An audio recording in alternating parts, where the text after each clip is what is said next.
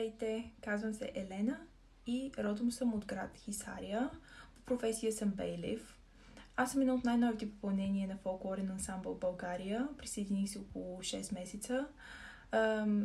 Забавна случка нямам да споделя, но мога да кажа, че всеки един ден, всяка една репетиция с тях е нещо много забавно и емоционално.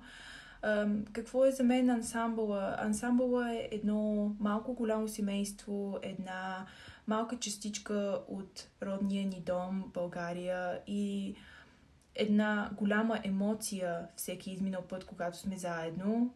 Народните танци са нещо, което всеки от нас трябва да носи в себе си и всеки от нас трябва да изпита в даден момент от живота си. Така че не се замислите, а се присъединете към ансамбъл България и станете част от нашето семейство.